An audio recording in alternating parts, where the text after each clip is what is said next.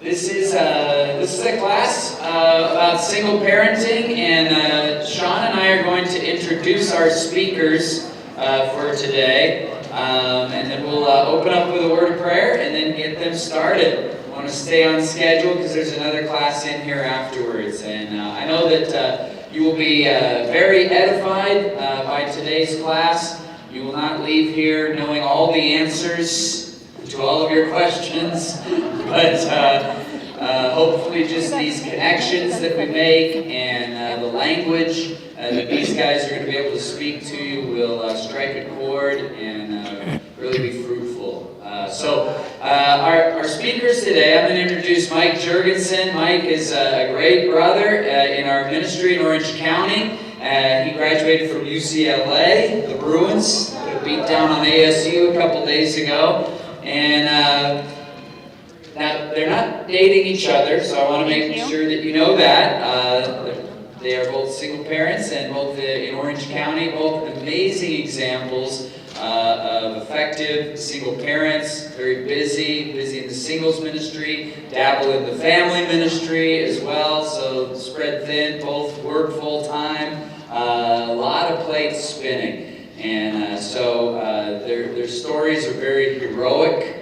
Neither of them are single parents by choice, but God has them in that situation right now, and they're doing amazing things for God in their present situation. So I'm really excited for you to hear from them tonight. So that's Mike Jurgensen. Hello, thank you for coming to this class. I think you are going to be in for a real treat. Teresa Franklin is actually one of my very, very absolute best friends in the whole wide world, and when she speaks, you'll know why. I'm so blessed to have her as a friend. But we met in 2005. Our kids are the same age, our girls, and she came to church consistently for over 2 years, then finally studied the Bible and was baptized in 2007. And she is one of the most dynamic disciples I have known in all the years that I've been in the church. And she's sold out for God. She's got a very wise heart because she's close to God.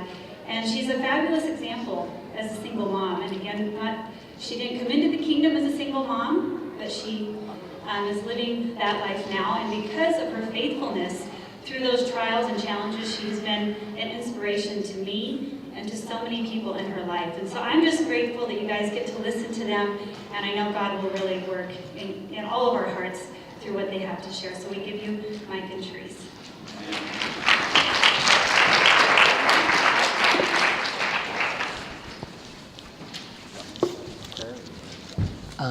Sure. All right. Let's pray. Father, thank you for this day. Thank you for Mike and Teresa. Pray you bless this discussion that we have here in this class. Father, we know that this is such a felt need in the kingdom, but also in the lost world. And Father, we just ask and pray that as single parents, there would be a sense of glorifying you and also honoring and cherishing the years that we have with our children. God bless our time together. It's in Christ's name we pray. Amen. So welcome everyone. You should have on your seats when you walked in a handout of scriptures. So if you could take a peek at that. This is for you to take home with you, and you can either cut them out. I have, if you go at number 1, tired and overwhelmed. I have this one on my mirror in my, when I get ready every morning, I can see this one. What is impossible with men is possible with God. I don't know if you ever feel tired and overwhelmed as a single parent. I feel that way all the time.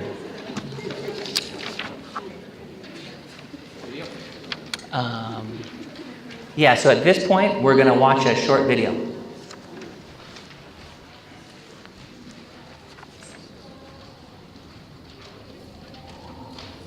I'll never forget being at my church at Christmas. And it was the Christmas Eve service, and I was so happy. I had all my kids who were going to church for the Christmas Eve service, and I'm just tickled to death that we're together. And we slide down our pew, and I, for some reason, begin to look around. Oh, it's not on? There were single parents in my church. All right, hold on. I've been working on this all morning. This is the main event, so we're duplicate displays. Okay. And once PowerPoint starts, then we'll be.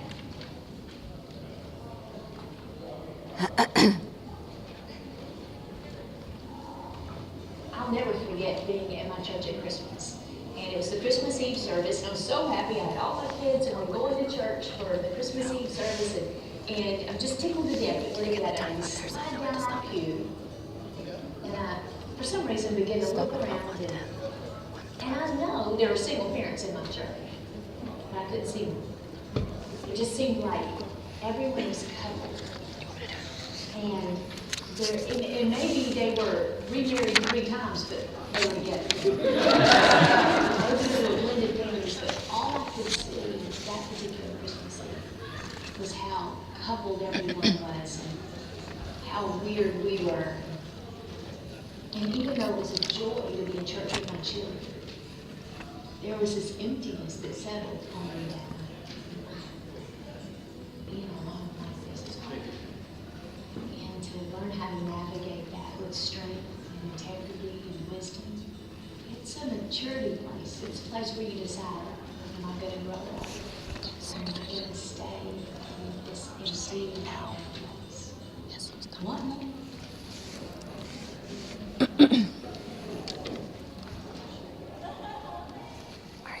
Okay, so at this point we're going to go through the agenda. And so we just watched a short video, and we're going to be talking about what's working for both Teresa and I. And the theme for today for our class is It Takes a Village. And so first we'll be hearing from Teresa, and then I'll be coming up after her.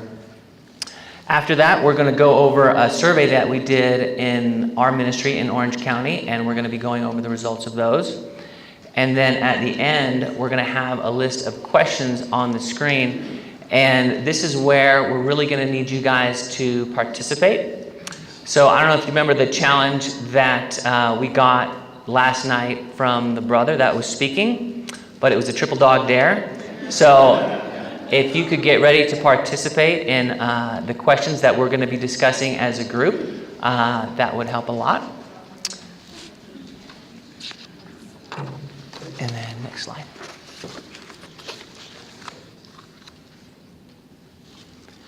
So this is the theme for our class today, is that it takes a village to raise a child. And when I was thinking of a scripture to relate to this theme, I was kind of having a hard time with that. But I came up with one. And it's in Ecclesiastes chapter 4, verses 9 through 12. And it says, 2 are better than 1 because they have a good return for their labor. If either of them falls down, one can help the other up.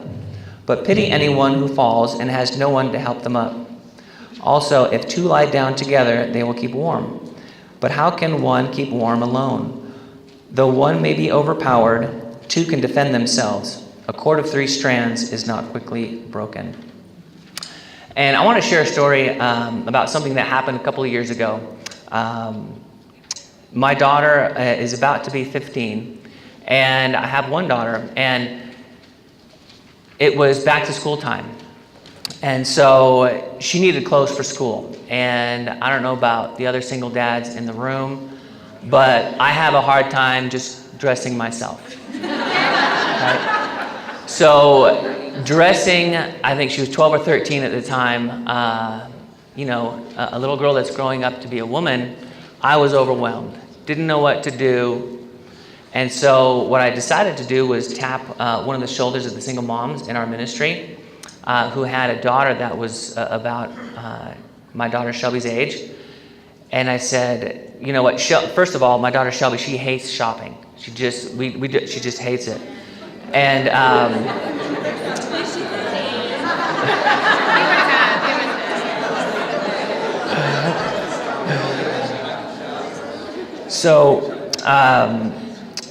So I asked the single mom, can you take Shelby with you if I give you some money? And then the 3 of you could go, like Shelby could go with a buddy. And it went awesome. And basically, what could have been a disaster turned into something great. And,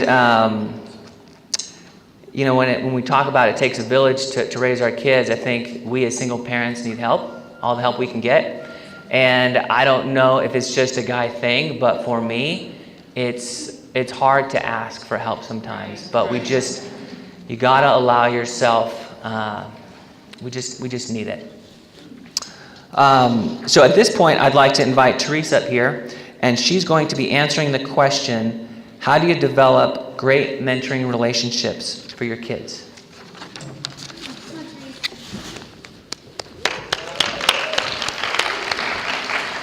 All right. Well, hi everyone. How are you doing?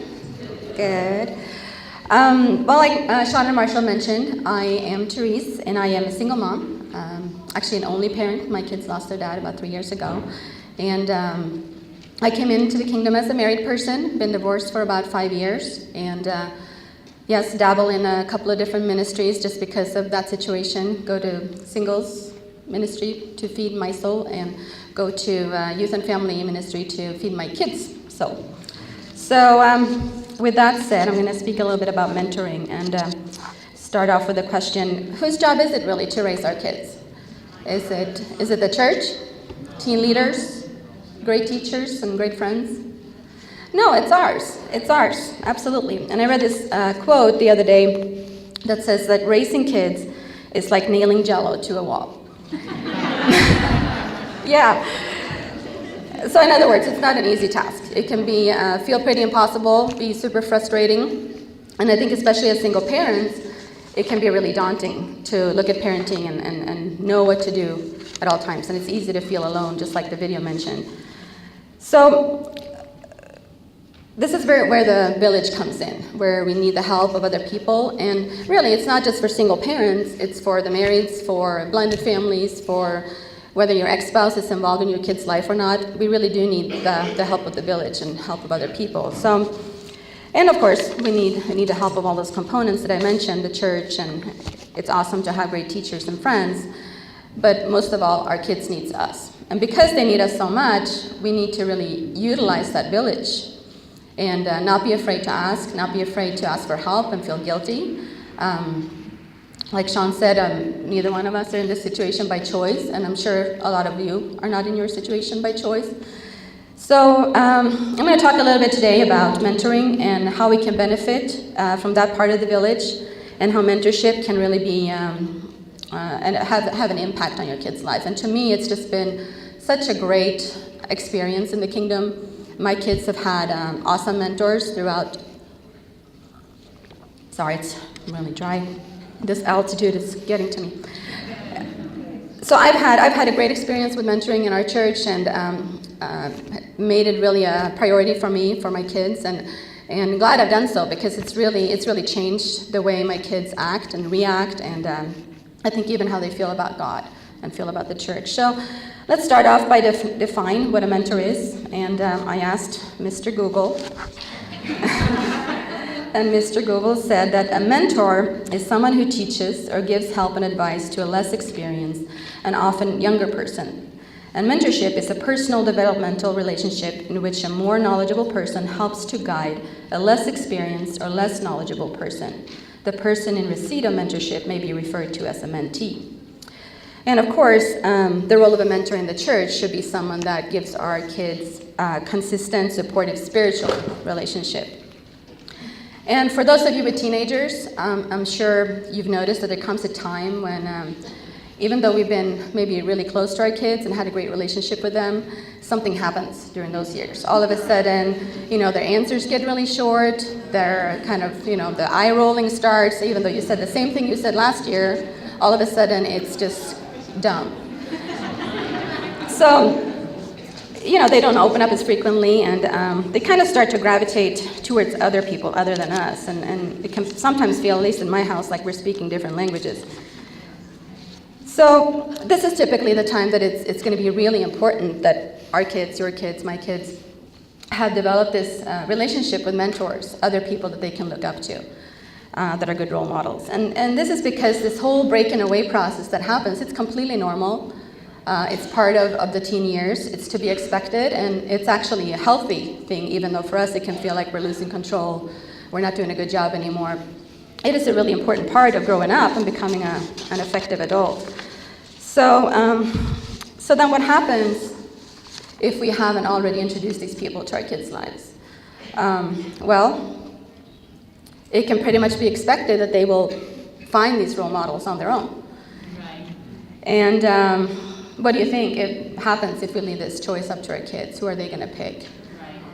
Yeah, not great choices always. They're probably going to pick that kid that gets to do everything, or the parent of that kid that gets to do everything, that doesn't have a whole lot of rules. Or even worse, they might pick someone that's going to take advantage of them and mistreat them and really put them in a place where they can be done harm. So with that, I wanted to tell you a little bit about how I've gone about finding great mentors to my kids in our church. And first off, it's really a simple process. First off, I pray, which, we should do always, but it's interesting how sometimes we go, oh yeah, maybe I should pray about this, and maybe something good will happen. So I started praying for mentors for them when they were about 10 years old. Like I mentioned before, they lost their dad, so their dad had not been involved in their life, and even more so, especially my son, needed a male role model. So it's never too early to start praying for your kids and for mentors for our kids. You can start before they're born, but what I did is I started to pray for great mentors to come into their lives. And what happened when I started to pray was all of a sudden I started to pay more attention to who my kids were interacting with, and what was that interaction all about, and was it positive, was it a good one, was it having a great influence on them. And once I saw those great interactions, those positive interactions, I would make comments to whatever brother or sister was having that interaction with them, and just tell them, wow, I really appreciate how you were hanging out with my son or my daughter, or thank you for sharing of yourself with my daughter. Or my kids would tell me, oh, I had such a good talk with so-and-so, and really bring that back to them and let them know that it had made had an impact on either my son or my daughter. And the next step, if I didn't already know this person that they had an interaction with, because it's not uncommon for people to come up to me at church and say, oh, you're Amanda's mom, or oh, you're Matthias's mom, and my kids have more friends than I do sometimes. So the next step in this process is to really get to know this person. And sometimes we know people sort of, kind of in the fellowship, but we don't really know what they're about or what their values are, what their convictions are. And a great way to find out what someone is about is to ask them advice, or ask their opinion about something. Because you really find out what someone thinks, how they feel. Are they critical and judgmental, or are they full of grace and forgiveness? Are they going to be teaching my child, be a good role model to them for something that I want them to have a great conviction about? So when you do this and you start to talk to someone, it also builds confidence and it builds trust. And I think that, we all know that when someone comes to us and says, hey, can I get your opinion? Can I get your advice? It makes us feel special. It makes us feel important, that someone would actually value what we have to say. So I would go about it that way if I didn't already know them. And then I would ask, which is really the second step, is the pray, the ask, and then the ask that, would you be interested in being my kid's mentor? And sometimes I wouldn't even use that word. I would just kind of say, would you mind hanging out with my son once a month? Or, could you do this? Could you see yourself doing this about twice a month? Because that way it doesn't become so overwhelming. It's not such a big thing. Like, can you commit, 2 hours every week, put it on your schedule, clear your, everything else. So I noticed that that's a great way to kind of get something started. To say, hey, once a month, twice a month, whatever you want to do. And most people, honestly, that I've asked, that I have posted that question to, have had really positive reactions. They have been super excited, felt honored, felt special, really wanted to do that. And I think sometimes I've felt like, oh, wow, like I wish I would have asked them sooner, because here they are, so excited. And I would also ask them to, before they gave me a clear answer or a final answer, to go home and pray about their answer. And what that does is it shows them that what I'm asking of you is something really serious. I'm not going to just entrust my child to just anyone. And like I said, nobody's ever come back to me and said, oh, I prayed about it, and no.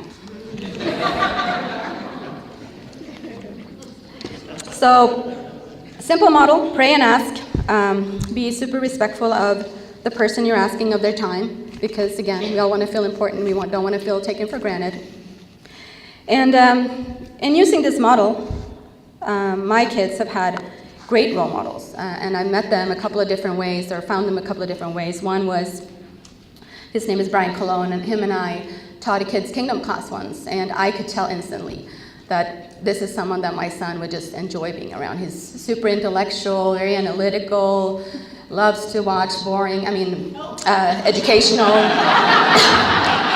educational videos and write little paragraphs afterwards, so it kind of speaks to my son's professor, old soul part of his personality. Another mentor for my son I met when the singles were on a camping trip at Mount Zion. And his name is Mike Hill, and super adventurous, a little bit on the crazy side.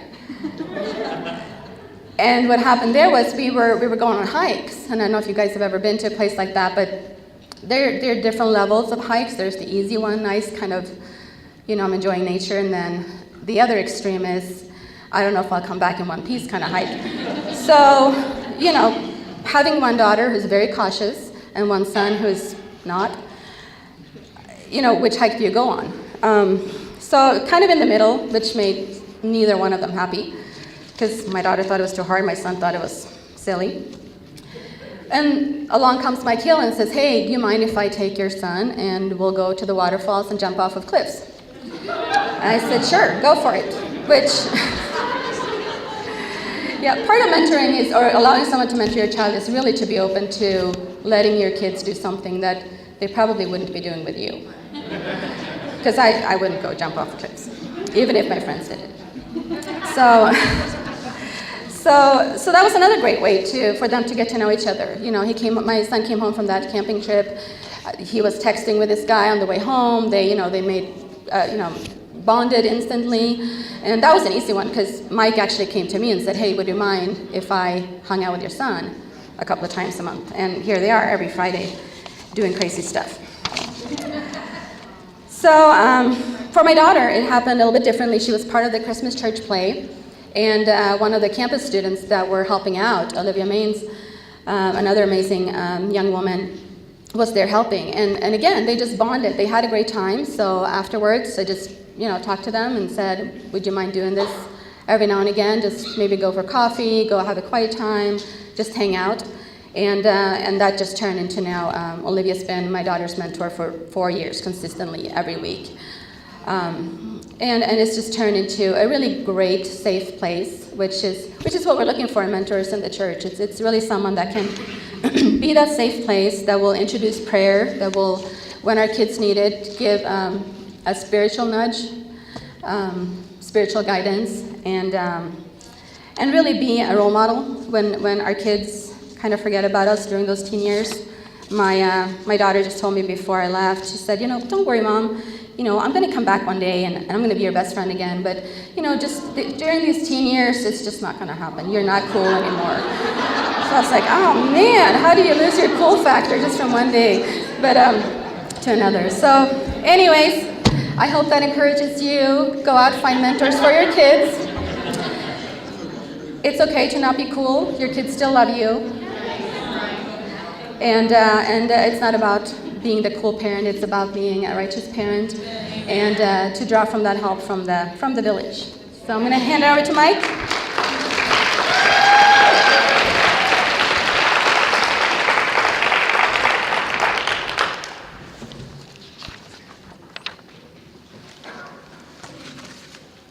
So if you could click the next one. So this is my favorite picture of Shelby and I, and this is quite a while ago. Shelby is going to be 15 here in about a week, but I love that picture. Being Shelby's father is my favorite role in life. She is, and our kids are, God's gift to us. And what makes my experience a little bit unique is that Shelby's autistic. So to recap my history a little bit, I know that Marshall shared that I went to UCLA. I did. That's where I became a Christian in 1990.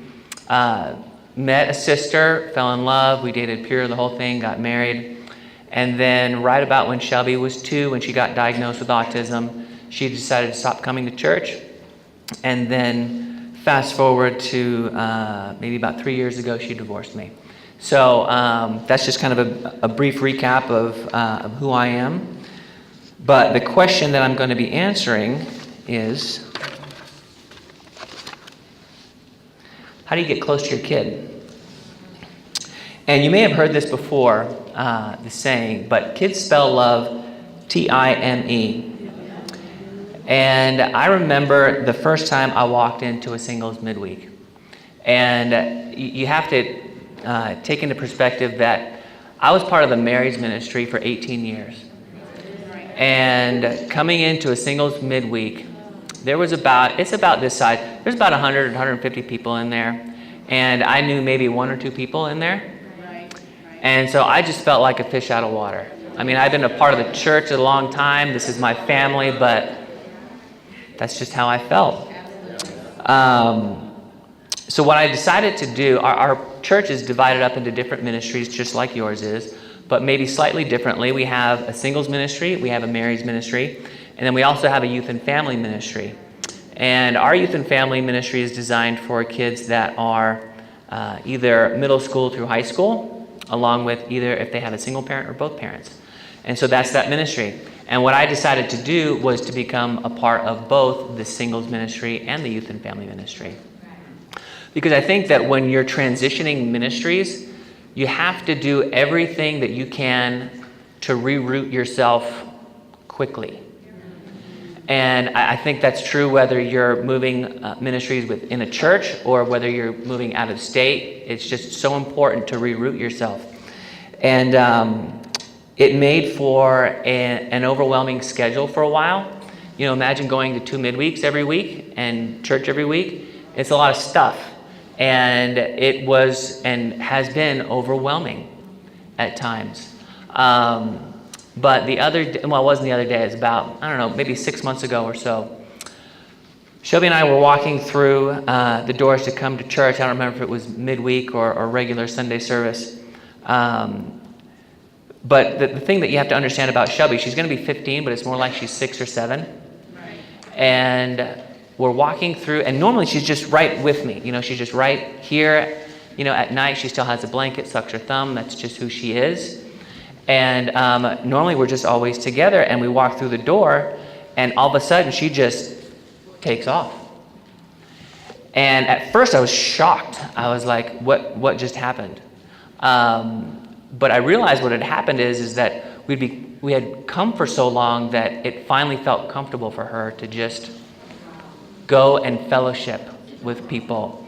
When we got divorced, she felt like she had no friends. We had to sell our house, move, all that stuff. Very hard on our kids. But I think deciding to become a part of 2 ministries for me really helped Shelby make friends.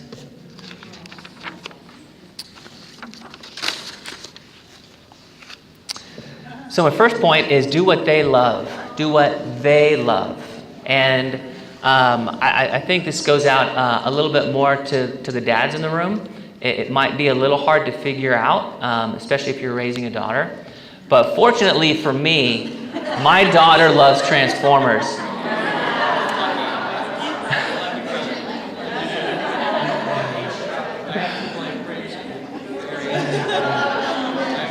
So I love Transformers. And so we got annual passes for her birthday.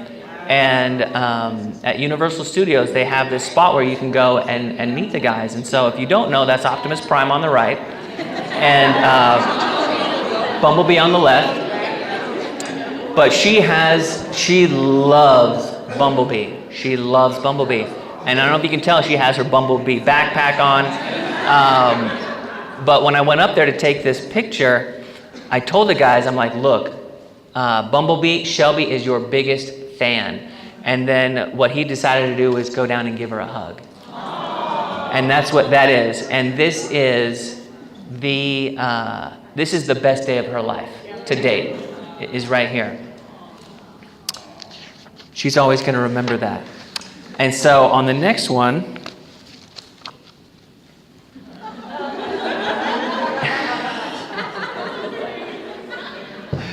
Okay, so if you don't know, that's Megatron. It's the bad guy. So basically, this is me being crazy and about to go off on him. So she just got such a kick out of it, and that was another fun day. Another thing that I like to do with Shelby is take her on special dates. So what we do is every year around Father's Day, we do a father-daughter dance, and Shelby and I do it every year. We both look forward to it every year. I put a suit on. I take her out to a nice dinner. We go with other Christians, with other dads, and I treat it like a date. I pull out the chair. I open her car door, and they need to learn what it's like to be treated on a date and what it should be like. And if we don't teach them, they're not going to know. So on our next slide, talk about a little bit about discipline. So you might be asking yourself the question, does this really help you get close to your kid? And at the beginning of this summer, I remember deciding that Shelby has got to learn to ride a bike. She's autistic, so her motor development is delayed, and that's just challenging for her. And I remember when she was little, we had a little, one of those little tricycles, and then we got the bike with the training wheels, and she could do that. But then she was getting older, and she just didn't want to do it, didn't want to get a bike. And finally, I got her the bike. I got her the pink one, and still she didn't want to do it. And I just decided, plus I wanted to be healthy and be outside, that, okay, Shelby, this summer, we're going to learn to ride a bike. And we're going to do it every day. So we have the summer, and so every day she'd go out there, she'd put her helmet on, I have her gloves, and we would just give it a shot every day. And I just wanted to be super encouraging to her because, learning how to ride a bike, especially for her, is super tough.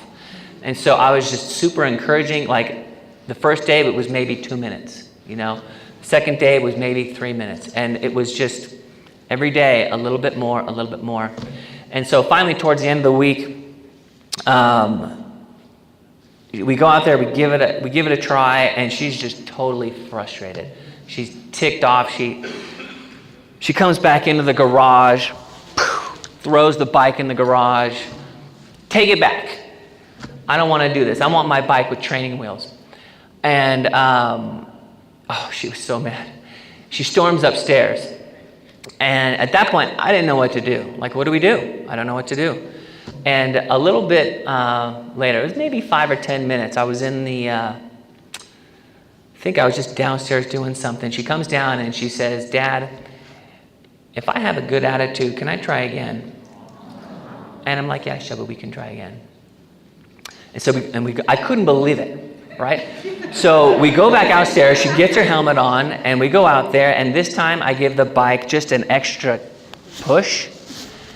And oh my gosh, she's pedaling the bike, and it's happening, and she's going, and we have this little parking lot right in front of our place, and she's going, and I'm running alongside with her, and I just can't believe it, and I start screaming, and I'm like, oh Shelby, and I got so loud because I was so fired up that the neighbors came out. They're like, what's wrong? I was like, woohoo. So now, just that discipline has created a lot of self-confidence in her, and she's just really proud of herself. And so next we're going to talk a little bit about books. And when Shelby was little, I used to read to her all the time. But then she got older, and I stopped doing it. I just figured that, as they get older, kids don't take to that as much. But what I decided to do was, a friend of mine got me the book that's on the left called Dads and Daughters. And basically, it's a book about how important the relationship is between fathers and their little girls. And so I went upstairs. We were in her room, and she was about to go to bed, and I was laying down on her bed, and I had the book. And I just decided to start reading it to her. And this is not that long ago. This is within the last year. And she liked it. And I was like, wow. It was just surprised me that she was still, because she's older now, But then I remember, inside she's a lot littler. And what would happen is the next day, and as we would read every day, like in the middle of the day, she'd be like, Dad, okay, so we're going to read that book tonight, right? And she loved it. She really took to it. And then the next book on the right there is called Raising Awesome Kids in Troubled Times. Now, I read this book a long time ago, and it was when Shelby was a baby. She was maybe 1. And at the time, my wife and I were helping shepherd in the teen ministry, and we read this book together as a group. So all the parents that had kids that were teens, we all read it together. And the one takeaway that I had from that book, and I'm going to quote it, and it says, "Looking into your kids' eyes is like feeding their souls." And to emphasize that point, we're going to go to the next slide. Raise your hand if you saw this movie. Okay. So you might remember this movie. Dustin Hoffman plays an autistic man, and Tom Cruise is his brother. And throughout the movie, you might remember Tom Cruise is constantly saying, "Look at me, Ray. Look at me." Some autistic people can't do it. You say, "Look at me," and they might look at you, but it's more like they're looking at your forehead. They can't actually connect with you. And in therapist terms, they call that social referencing. And my hope was that Shelby would someday be able to do that, because when she was little, she couldn't do it. And I remember one day I was in the kitchen doing something. She was about 6, and I think I was getting something out of the fridge, and she goes, "And Dad," and she was talking to me and connecting with me at the same time, and I was just blown away. And it was so meaningful because I didn't know if she would ever be able to do that. Still, even to this day, I don't know if Shelby will ever be independent. We just don't know. But she is able to connect and make eye contact and do that. And so ever since then, I don't look away. If we have eye contact and we're talking, I don't look away until she does. So we go to the next slide. So some other ideas on how to get close to your kid. Having dinner at the table. And this is something that I haven't been so good at, frankly. But the other day, maybe a couple of weeks ago, 3 weeks ago, I just said, okay, we got to do this. I got to have dinner at the table. It's just, sometimes the table is just a dining room table and it just sits there. And we go in there and we have dinner at the table and we're talking, and it was just the greatest little conversation that we had. And I could just tell there was something inside of her, like she was craving that. And it really, I could just tell it fed her soul. So I really encourage you guys to have dinner at the table, even though it might just be 2 people. Maybe it's more, but I'd encourage you to do that. So something else is just having fun stuff doing fun stuff with other single parents. So if you were here early, you may have seen a video being played, and it was pictures that were of different activities that we've done in our ministry, where the single parents would get together and we would organize different activities. And the kids have a blast, the parents have a blast. We've done different things, like we've taken a day to go out to the snow, where it's a day trip. We all meet somewhere, we head up to the snow, and we go inner tubing down the snow, down the hill. They love it. It's totally fun. We've done other things, like we go camping for a weekend, and just creating these memories with them has been great. Next, put on your oxygen mask first. So some of us flew here, and you know how they always get on the, when you get on the plane, they say, okay, if you have a kid, put your oxygen mask on first. I think that's super important for us as single parents to take care of ourselves. And frankly, I don't think we're so good at that. I think a lot of times we want to do so much for our kids, or even the kingdom, and we don't take care of ourselves. And so I know for me, I love sports. I love to play tennis. I like to play on a tennis team or go play soccer. I don't know what that is for you. I know there's a lot of single moms in the group. I don't know if that means it's a mani-pedi. I don't know what you guys do. But reward yourself somehow and give yourself a little time to yourself. I think it's just, for me, playing tennis is like therapy. I just need to go do it. And speaking of therapy, if you need it, get it. I'm a big believer in therapy. I've gone to therapy. I've learned a lot. So if that's a need of yours, I'd encourage you to do that. So if there was one thing that I could emphasize in this class today out of all of what I'm sharing, it would be this point. It's to apologize and then repent. So I remember a couple incidents that I want to describe to you. And one was maybe a couple of years ago. And it was just a typical day where, Shelby goes to a special school and the bus comes to the house to get her. But I need to leave for work right when the bus gets there. There's no lag time. If the bus is late, I'm bummed. And so it's just a regular day and the bus is not there. And it's really hard on Shelby too, because she's, she needs that consistency. And so I'm anxious. I'm starting to freak out a little bit. I call and, the bus is still not here.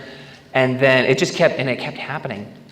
And so this one day, I'm making a second call to the bus because it's still not here. And it's now I'm late, right? And so I'm totally stressed. And I don't know about you, but when I'm in a rush, I'm at my worst. I'm at my worst. And so I'm on the phone and I'm stressed and I'm trying not to be angry with this person. Right? And so I'm on the phone and Shelby's tapping on me. And I snapped at her. And I sinned, right? And then I think she did it twice. I can't remember exactly. And I was I don't remember exactly what I said, but I'm like, Shelby, not now, or something like that. But I was sinful. And so I was on the phone, and the woman on the phone is there. It's like, oh, the bus is there. And then I get off the phone, and I say, oh, Shelby, the bus is here. And she's like, that's what I was trying to tell you. I felt this big. Right?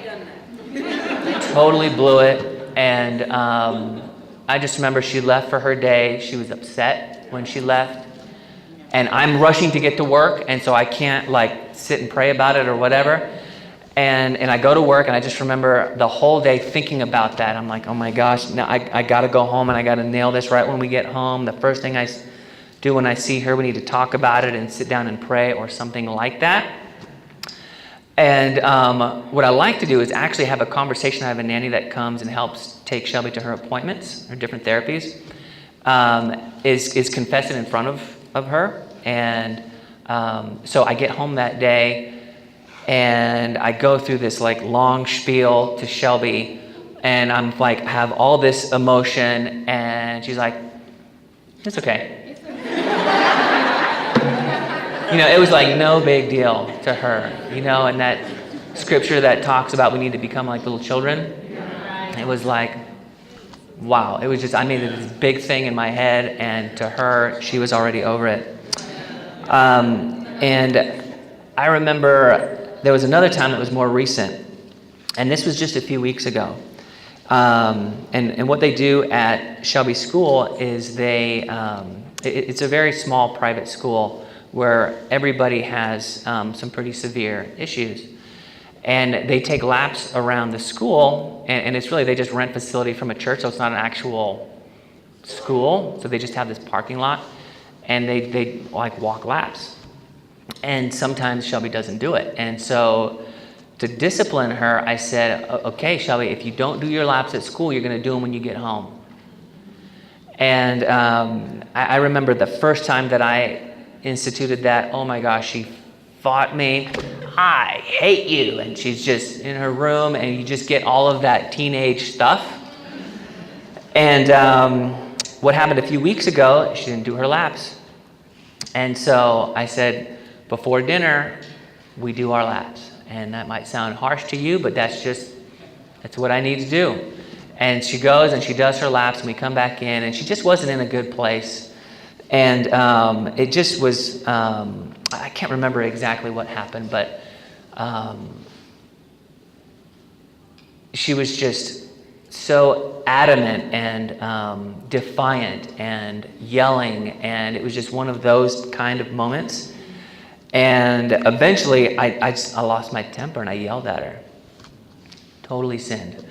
And then she walked upstairs, and then I was downstairs for maybe 20 minutes, and we're both cooling down, and I just totally blew it. And I think I was in the kitchen, and all of a sudden I hear the door close, like the front door.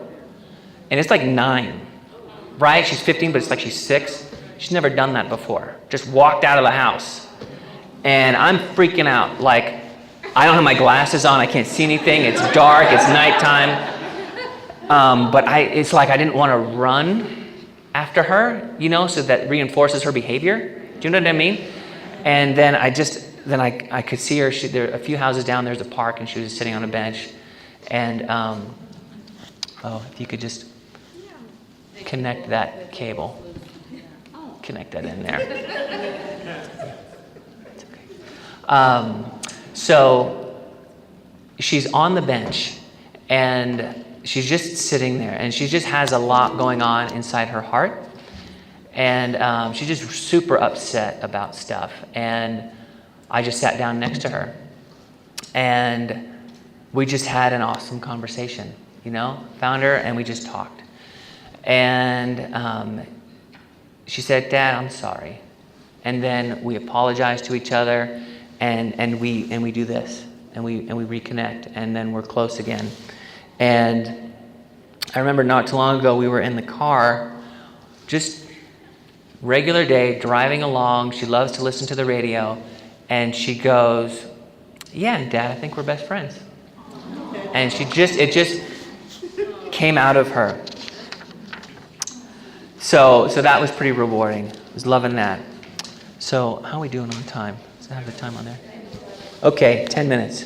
So what we're going to do at this point is we're going to go ahead and blow. What we did as a ministry, we're going to blow through the survey. Yeah, just go to the questions. And just to let you know, what we did as a ministry is we did a survey on SurveyMonkey, and we polled all of the single parents in our ministry, or not all of them, about 20 of them, and got a feel for what do you need and what do you want, what would you like to create. And the biggest response that we got was we want to do activities together with our kids. I think that was the biggest takeaway, is that that's what everyone wants to do. And how often do you want to do them? Once a week, once a month, how often? It was about once a month was the collective response. And what's some of your feedback that you have for us as a ministry that we can do better to just help minister to you as a single parent? You can go all the way to the list of 10 questions. Okay, so let's get practical. So we came up with a list of questions, and the first 2 that we did on our own. So number 1 is, how do you develop a great mentoring relationship for your kids? And that's what Teresa went over. And then number 2 is, how do you get close to your kid, is the one that I just spoke about. So what we'd like to do at this point is remember the triple dog dare. Remember that we need your guys' participation. And we wanted to see from you all if you had any feedback. First of all, on the first 2 questions, anything that has helped you in either a mentoring type situation or something that's helped you to get close to your kid. So Teresa has a microphone, and she's going to go around the room. And if you've got something that you'd like to share, we'd like to hear it. Okay, so we've got somebody over there. So if you could first state your name and what church you're from, and maybe how long you've been a Christian, and then answer the question. I can answer the two first ones. The third one? Yeah, we're just sticking on the first two for now. No, the last question. So you say, my name is Fiorella, I know that. Oh, sorry. I'm from Newark, New Jersey, and I think I've been a Christian 17 years. So I just wanted to share with you, thank you so much for doing this. It's hard not to get emotional, but thank you. I have a 15-year-old going on 16, and I have a 14-year-old going on 30. And how do I get close to my kids? My divorce was finalized in December, but Dad walked away from God and the family about almost 4 years ago. So he was the fun dad. I was more, let's make sure we're doing things right. One of the things that I found out was being that fun parent again, So I started having Monday dates with Aunt Maria and whatever she wanted to do. Mom, let's go get our nails done. Mom, let's go have chocolate, at the diner. Okay. With Elijah, son, you and I, our day is Tuesday. What do you want to do, son? Let's go to the tech store. Let's go look at roller skates. Let's go look at, bikes. It taught me so much about them. So I just wanted to share that and really thank you. It's good to know that we're not alone. It's good to know that God still has plans for us. And that in all of this, through the hurt, we're one still. So, we got to continue to encourage one another. Amen. Thank you for sharing. Okay, we'll take one more on the first two questions, and then we're going to skip to number 3 because we have a hard stop at 11. First two questions? On the first, either of the first two. From the Charlotte Church, I've seen Dad since 2008. Been a disciple since 1999. My kids were 1, 2, and 5 when I became a single parent, and they're 7, 8, and 11. How do you develop a great mentoring relationship? I've got 2 boys and a girl. My youngest is a girl. And I think for me, with multiple kids, it's making sure that you're making the time for all of them and getting other disciples, like they shared earlier, to spend time with your kids. My oldest is a 6th grader, rising middle schooler. So getting some time with him, with other middle school kids and older teens is very important. They need that, and I try to get all my kids to have great relationships in the church, because if they don't have it when they get older, then how can they make it, really? We can't make it without them. And, so all 3 of my kids have great friends.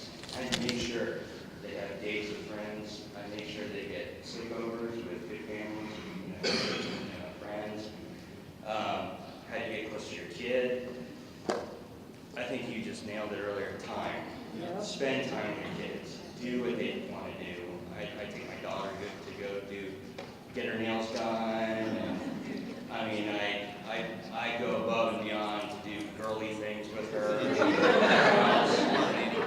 She'll dress up in a fairy dress or princess dress, and I'll pretend I'm a prince or a king or something like that.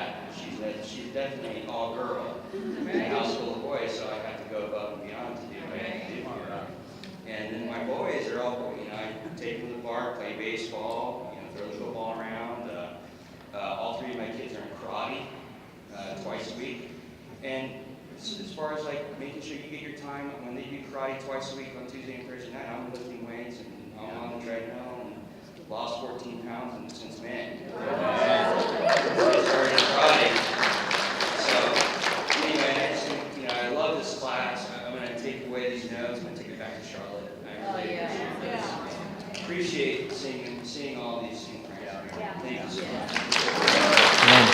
Okay, at this point, unfortunately, we're going to have to stop. We have another class. I'm sorry, I know. We have to stop now? Yes, we need to stop right at 11. So I'm sorry, you guys.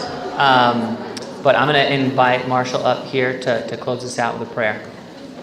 Well, I just, if you guys can make a mental note, just take a snapshot of who's in this class, and really do your best even to connect throughout the rest of this conference. And I feel like we could just go an hour with this, just my turn, you know what I mean? So, go in the hall, have a group hug. Stay connected. I think it's important that you guys made the time even to come to this retreat. You are probably, or an exception rather than the norm. There's probably more of you not at a retreat like this than at a retreat. So it makes me encouraged that you're taking care of yourself and coming here. Let's close in prayer. Father, thank you for just speaking to us through Mike and Teresa, God, and I just feel moved in my spirit, God, and I'm just so proud of everybody in this room, so proud of your kingdom. And we just ask and pray, God, that you would give us the help we need, even just, I am convicted about the time I spend and don't spend with my own children, God. I have no excuse. And I just feel ministered to and feel like your spirit moved in this room. Bless our time. In Jesus' name we pray. Amen. Amen.